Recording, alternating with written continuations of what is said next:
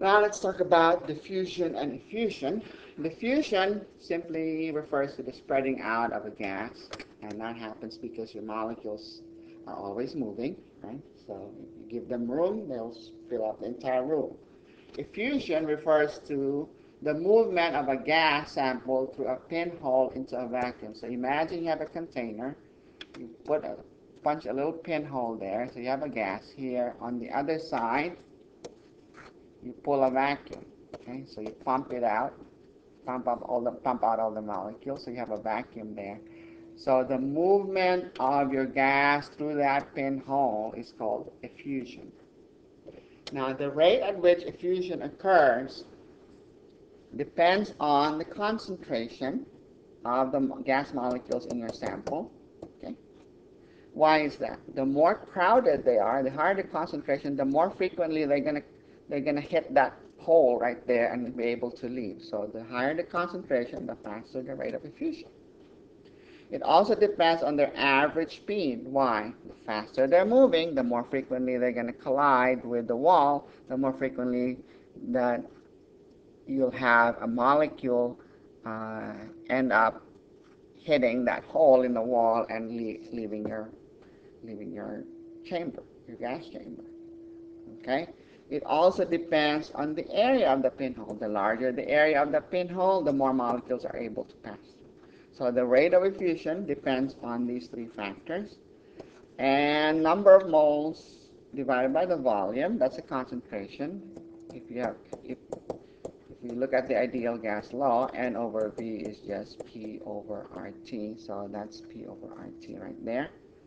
The average speed we showed earlier is square root of 8 RT over pi m. And then there's the area right there. Okay? So that would be the rate of effusion out of a chamber. Now, if you look at this expression right here, you can see at the same conditions, if you're looking at the same chamber, okay, same pressure, same temperature, same pinhole, okay, then if you put different gases in there, then the rate of effusion of the gas will be directly proportional, same temperature is going to be inversely proportional to the square root of the molar mass. So if everything is the same, okay, same temperature, same pressure, same chamber, okay, same area of pinhole, okay, the rate of effusion is inversely proportional to the square root of the molar mass. The bigger this molar mass, the slower the speeds, remember, okay, so the slower the rate of effusion. So you can say, remember we say if two things are inversely proportional, then their product must be a constant. So the rate of effusion of gas 1 times the square root of the molar mass of gas 1 will be equal to the rate of effusion of gas 2 times the square root of the molar mass of gas 2. Or if you square both sides of this equation, you can say R1 squared M1 equals R2 squared M2. All right. What's the application of this equation? This tells us that if we have such a chamber and we measure the rate of effusion of one particular gas, okay, with a known molar mass, and then you put an unknown gas in there and measure the rate of effusion of that unknown gas, you can figure out the molar mass of the unknown gas.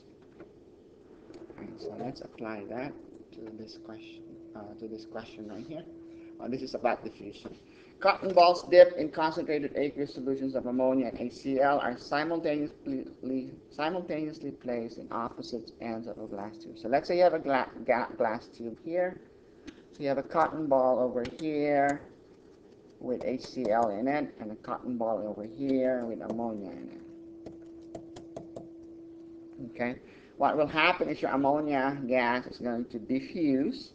So this is going to be a diffusion into your tube, and your HCl gas is also going to diffuse into the tube. When they meet, okay, your ammonia will react with HCl.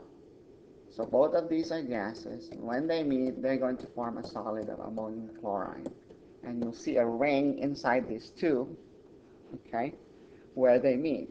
Question is, where will you expect this ring to form? Is it going to be closer to the ammonia, or is it going to be closer to the HCl end of your tube, or is it going to be exactly halfway? To answer this question, you need to compare the rate of diffusion of ammonia and HCl. Which molecules will move faster? We're talking basically the same temperature, same kinetic energy. So you compare the average speed. Well, how's the average speed related to the molar mass? Average speed is what? Inversely proportional to the square root of the molar mass, right?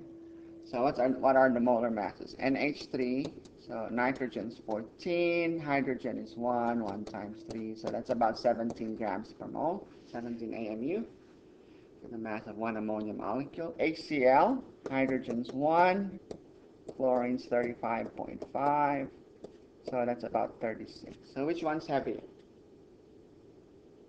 HCl would be heavier, right? More massive. So at the same temperature, these HCl molecules are going to be slower than the ammonia molecules. So which one will get to travel further? They're going to meet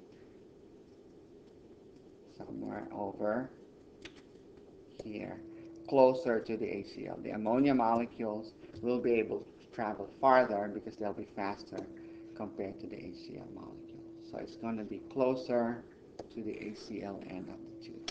Let's look at an application of the rate of effusion. By the way, that's not that the expression that says the rate of effusion is inversely proportional to the square root of the molar mass.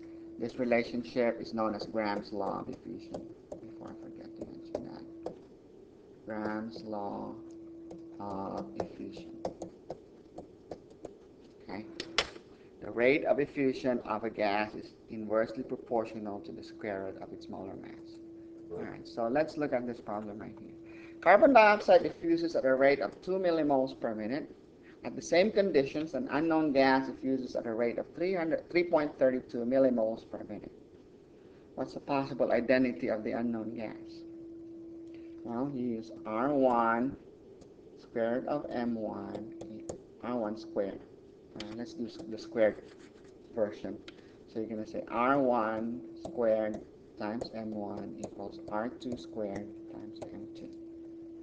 Okay, so M2 is our unknown. So let's solve for M2. M2 equals R1 squared M1 over R2 squared. So R1 is carbon dioxide. It's 2.0 millimoles per minute.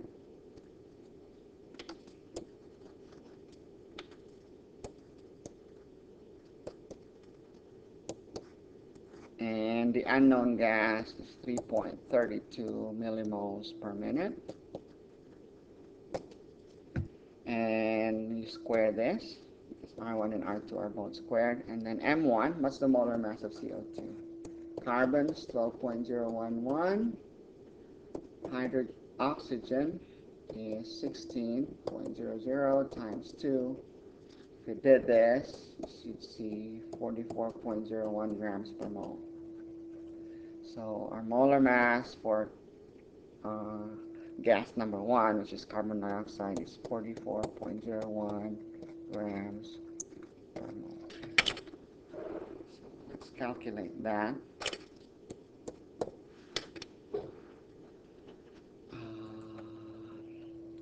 2 divided by 3.32, that's 0.6.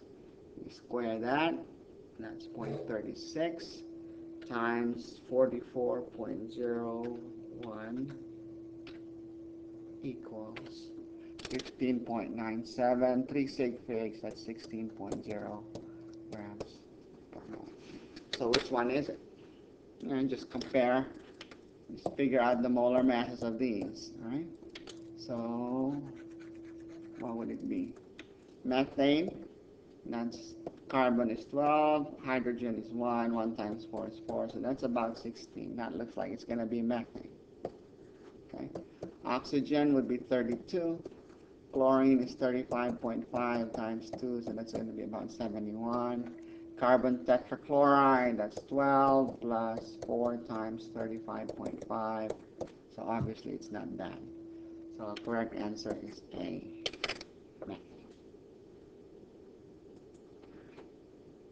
How much faster would helium effuse compared to CH4 under the same condition? So let's compare the rate of diffusion. So we say R1 squared root of M1 equals R2 squared root of M2. So we're going to call CH4 our gas number 1, and we're going to call helium our gas number 2. So if you want to compare, we're going to say R2 over R1, the rate of helium over the rate of methane. Okay. Of course, we know helium is going to effuse faster, right? Because it's lighter. So that's going to be equal to R2 over R1 is square root of M1 over square root of M2. So that's square root of M1 over M2. So that's square root of molar mass of number 1 is methane, so that's 16 approximately. If you want to do it exactly, more precisely, carbon's 12.01, hydrogen is 1.008 times 4, so that's 16.03, okay? 2. And helium would be 4.003. You can look it up on the periodic table. So that gives you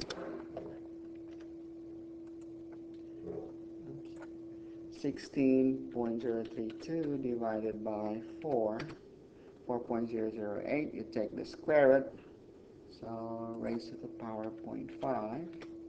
That gives you 2.00. That means helium will effuse at a rate that's 2 times faster than CH4. As expected, helium is lighter than CH4. Under the same conditions, it will effuse faster. Okay.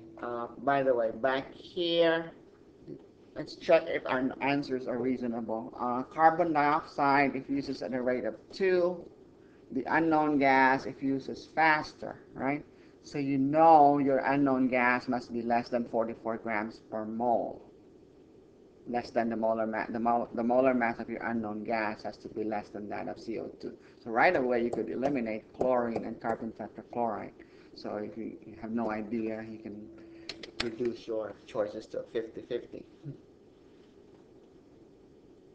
chance. All right, that's one final example here. Consider a gas containing 0.7% uranium hexafluoride with a uranium-235 isotope and 99.3% uranium hexafluoride with a uranium-238 isotope. So this will be the heavier gas, right? This is the lighter gas. Lighter. If the gas is confined in chamber A and is allowed to escape through a pinhole into a vacuum, chamber B, the percentage of uranium hexafluoride with the 235 isotope, so this is the lighter isotope, that initially emerges in chamber B will be higher than 0.7%, lower than 0.7%, or it's still going to be 0.7%. Let's see, which one effuses faster? The lighter will effuse faster, right? So uranium-35 will effuse faster, so what comes out here is enriched, we say, with the lighter isotope, which would be uranium-235 hexafluoride. So that means the percentage of your uranium hexafluoride with the uranium-235 isotope is going to be higher than 0.7%. Okay, so this is uranium, this is the principle behind the enrichment of uranium-235. That's it.